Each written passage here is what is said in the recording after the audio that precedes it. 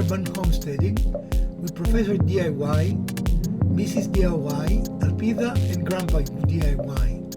We're very happy that you're here with us today, and today's episode is perfect for beginner and intermediate woodworkers, but every level is welcome as there is no place in your woodworking journey that you will ever stop learning. So sit back, relax, watch what we're doing, watch us make fool of ourselves, and learn with us and enjoy a few minutes together.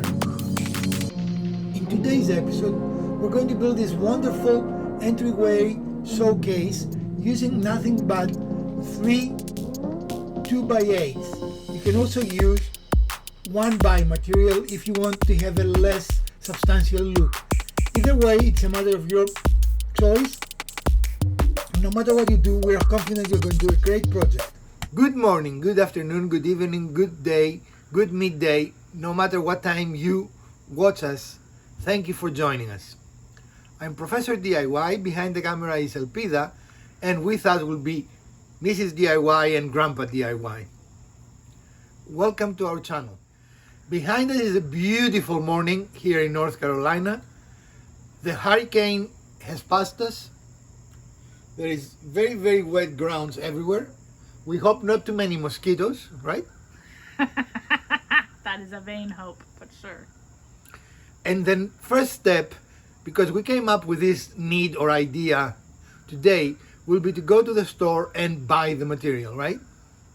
Now, we are departing a little bit from our normal style of building, and it will be a little more modern looking. I don't know if it is modern looking, more geographic, but it will not be the farm style house. Farmhouse style? Farm style house. Okay, farmhouse style. Farm style house. You know what I mean. It will not be our normal design. It will be a different design, you know. New and improved. So stick around. This is a very good episode and you are our favorite viewer. So friends, today we're going to take 3 2x8s and turn them into this beautiful entryway, what we'll call this? Display piece. Shelf unit. Shelf unit display thing. A very nice geometrical pattern. Kind of modern looking. I don't know what style it is. It is this style. Right, that one. And Mrs. DIY, this was your vision?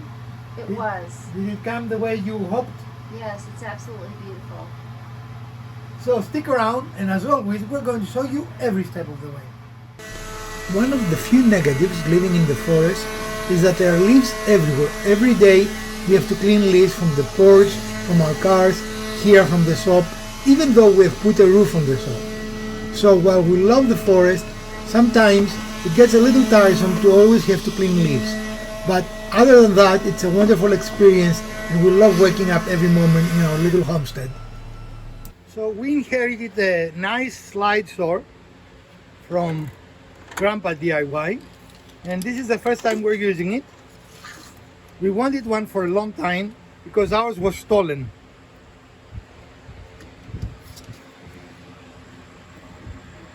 No, 47 minus 3. It goes inside. I thought we were cutting the second shelf. Oh, which should be at 40. No, let's cut that. So 47. 47. We are sorry guys, we record as we're doing things, so you know, sometimes we get a tad confused. So this old saw, like this old guy, me, doesn't have a lot of safeties. No fancy smancy safety. I think you need to go a little to the left. And this is better to be a little long than a little short, because we can make it shorter, you know. Is that correct? I think you need to go a little to the left again.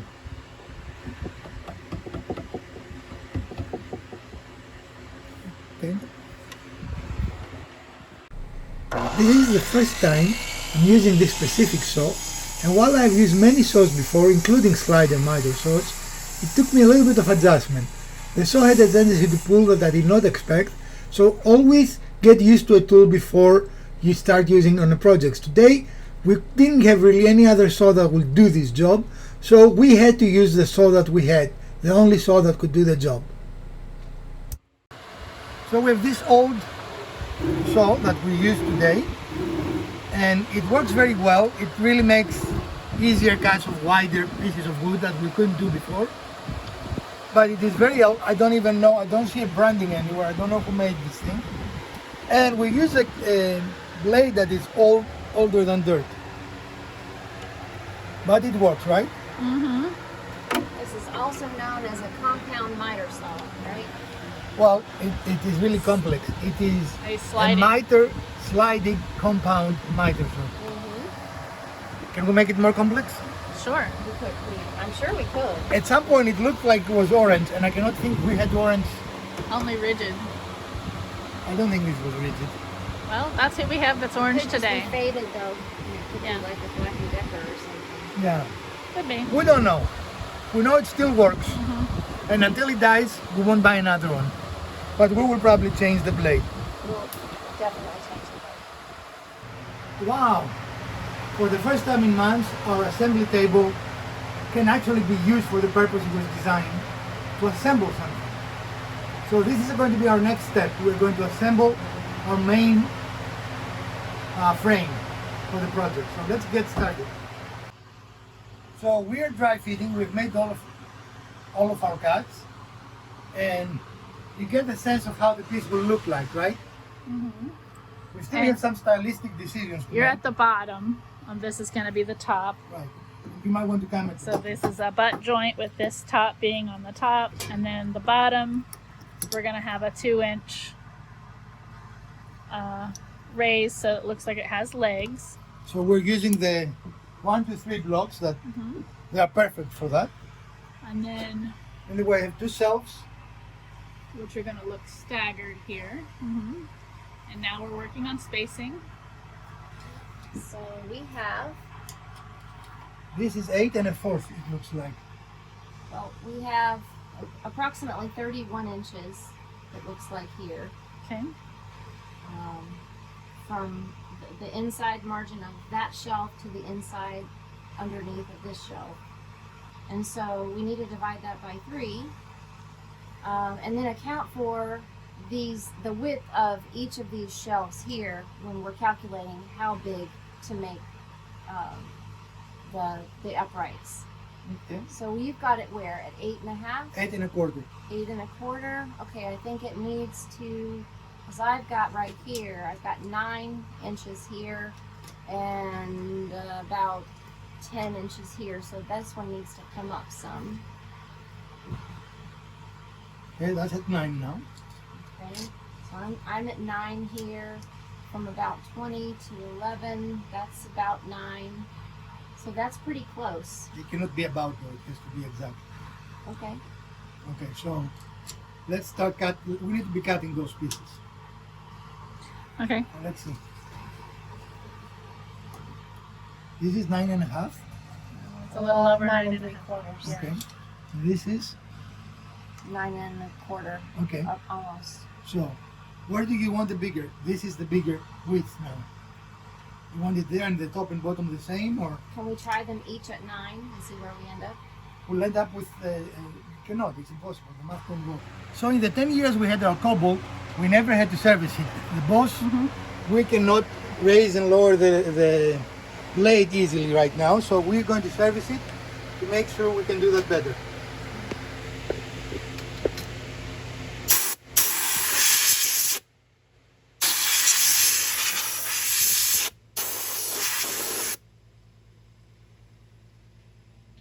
Plastic gears.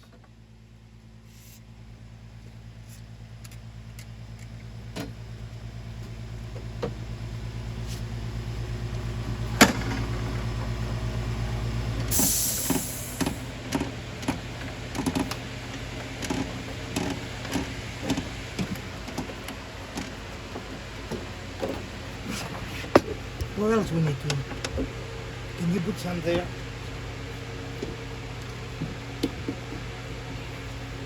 In that path there. Maybe somewhere up top.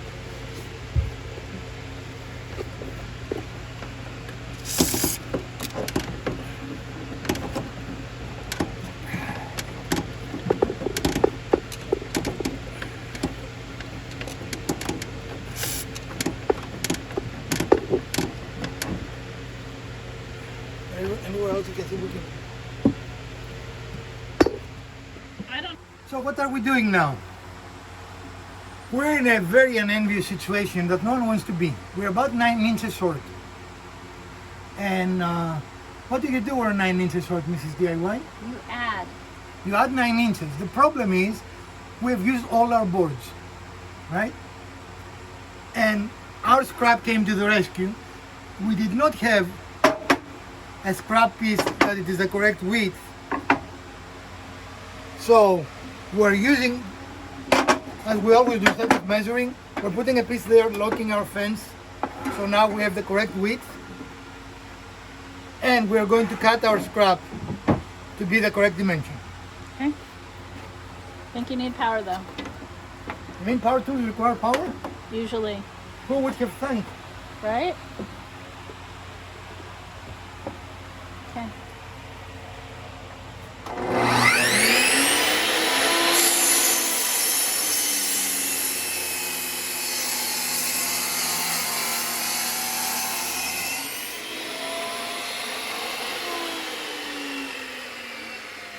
And now we can take this piece and put it in our dry fitting and make sure it is all working together. So this is what we're looking at upside down, but this is what the final project will look after we're done. Okay. This is our dry fit, right? Mm-hmm. Excellent. Here we're simply being lazy. We're using our surface planer instead of sanding. That will cut down a lot on our sanding because all the big flat surfaces will be planed. Again, the planer is intended to make material the same thickness, but in this case we have it and we are using it to cut time down on sanding. The planer leaves a very nice, smooth, finished area that stains and paints excellent. And while it is not necessary in every workshop, since we have one, we are going to use it. If you don't have one, you can most certainly sand every piece, and that will have the same result, but it will simply take a little while longer. Planing is a much faster operation than sanding, no matter if you have a very simple planer than we do, or a much better planer, much bigger. Also, some shops might not have a planer, but they may have a drum sander. A drum sander, of course, will do the same job as our planer does, and will expedite your hand sanding, be a power hand sanded, or simply using a sand block and use manual labor. In any case, because this is furniture, we wanted to have a finished look. It is important that the stain makes the piece look good. Keep in mind, we're upgrading those 2x6s, those 2x8s, to look like finished furniture in our home. So anything we can do to give us an advantage, we're absolutely going to do, but you don't need the planer. I'm just thinking that our dimensions have changed again. Why? Because we took thickness. Very slight. Okay. So if you have a planer, it's a much faster way to do things than sanding, right? So we're using our planer, and as you see, we create a summer wonderland of sawdust. As we have won in my 100% chance of sawdust today, sir, right? Yeah. But this is still not a drill. So the next step is to start making the assembly preparedness.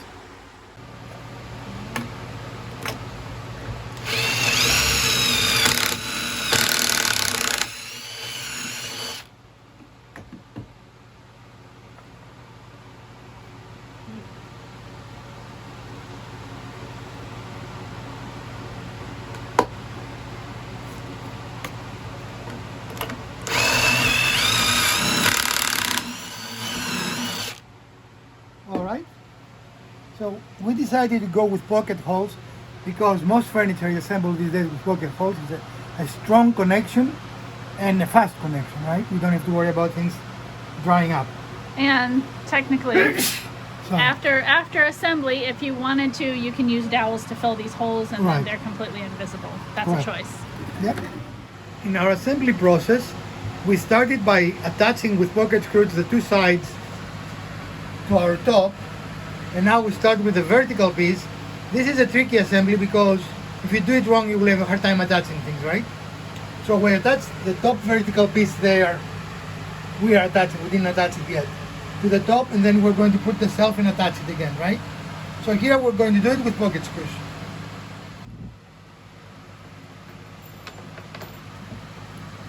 I think your 1, 2, 3 block is in the pocket. It's not in the pocket. It's close. I'm gonna pull it away once we.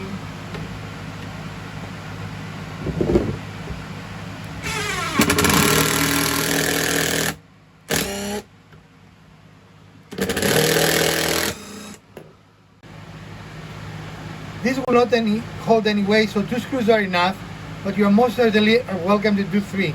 Again, no pocket screws are needed here.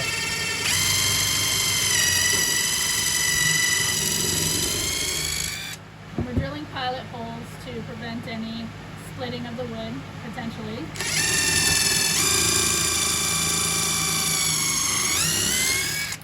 And as you can see, on this side I've got the 1, 2, 3 blocks just to help align our wood piece, our support. What are you talking So about? when you're assembling this, the sequence is important. First, you need to attach this vertical piece to the top piece. Then, you need to make sure that these two pieces are aligned, the first shelf and the vertical piece are correctly aligned. Then you spot pocket screws to align it to the side piece or the leg. And finally, attach the shelf to the top support. Any other way will make it exceedingly difficult for you to be successful. So in this specific instance, the importance of sequence needs to be pointed out.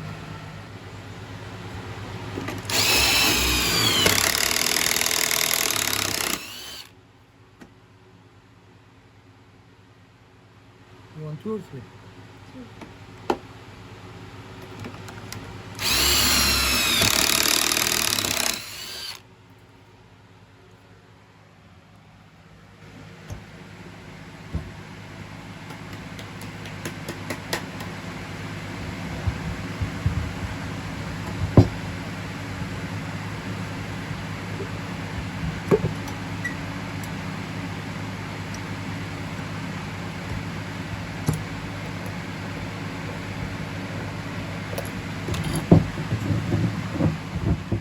Like our assembly table?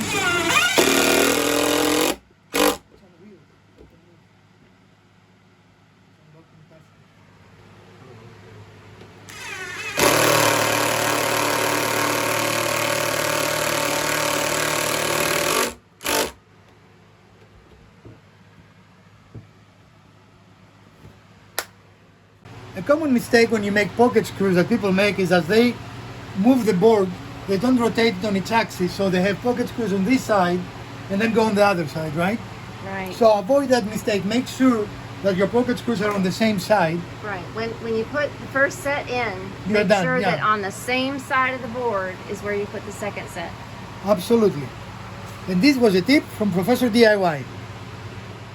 And this is our last screw.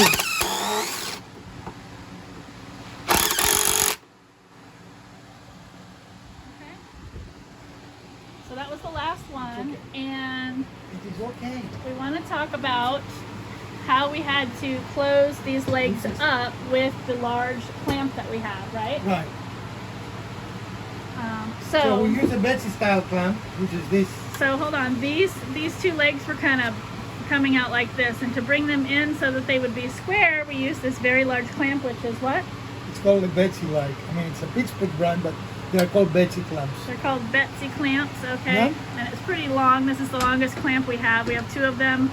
But that's what we use to bring these legs in so that they were at the 90 degree to complete this shelf. And I'm just going to pull this out, and you can see that now we are assembled. We still have some clamps in place. And some sanding to do. And some sanding to do, but our assembly went pretty well. Pretty good, yes.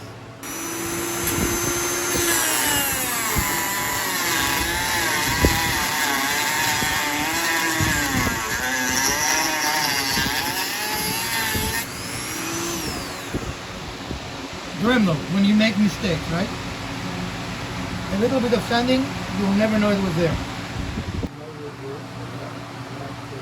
I know. All right. And this is the furniture assembled. It needs to be sanded and stained, right? It wouldn't be our channel without Mrs. DIY sanding, right? A lot of sanding, and of course we spare no expense. Look at the state-of-the-art air cleaning device. We spare no expense. I think we spent $20 for it.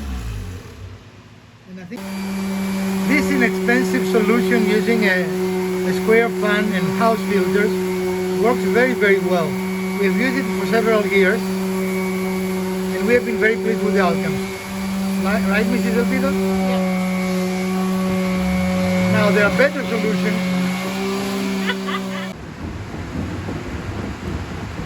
So after quite a lot of sanding, it looks very nice.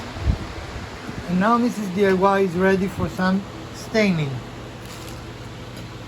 Again, staining is the option we chose.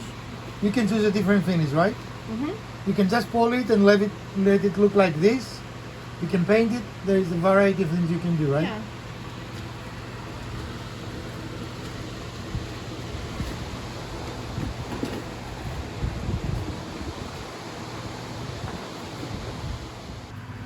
It is always a good idea to use a scrap piece and test your stain to ensure that it is what you think it is, right?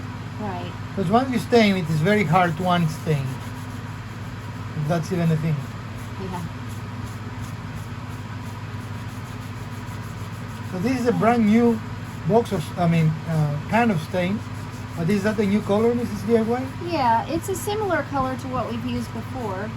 But you never know, from manufacturer to manufacturer, they can call something the same thing and have it be, quite different. So is that what we like? Yeah. Okay. So the next step is staining.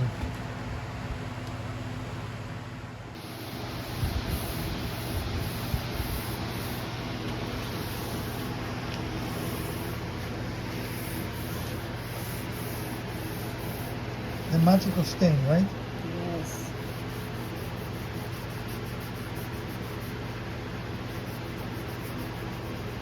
One more time this way. Because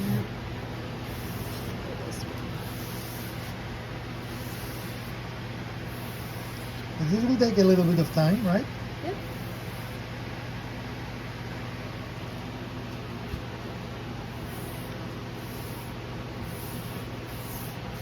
Beautiful. It really brings the wood detail out, doesn't it?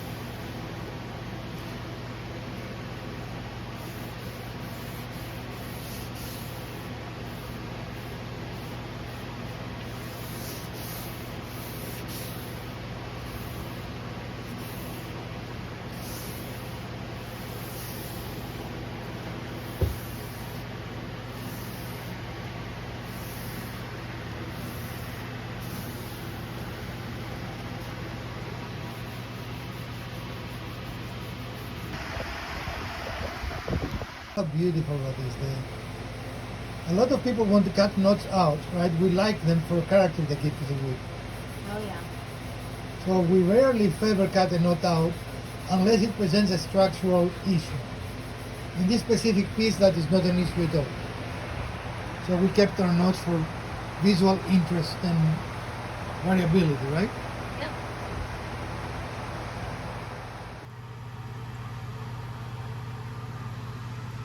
So friends, this is our project for today. It is, I would call medium difficulty. What do you think, ladies? Yeah, and it's definitely not something you can probably do by yourself. It's great to have a helper in the shop.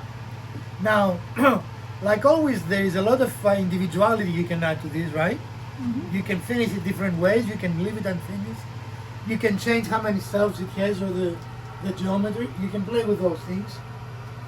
We like this look, and it's going to live in our entryway, right? So What did we learn today? What was the most challenging part of this project? I think the most challenging part was the assembly, actually. Just because you had to really plan about how you were going to connect the pieces Right. before you did it. Right, if you made a mistake there, it can be much more challenging and at times impossible to do the connection, right? So take care with the assembly, take it easy. If you want a less substantial look, you can use 1x material. We use 2x material, but you can have a very similar outcome with using 1x material, right? Well, friends, this is our episode for today. We hope you did enjoy this episode, and if you did, would appreciate a thumbs up. If you didn't, hit the other buttons twice. Share, like, subscribe. Let us know. Do you like episodes like this, and do you want to see more of them in the future? From Professor DIY, Mrs. DIY, and Elpida, let's build something together.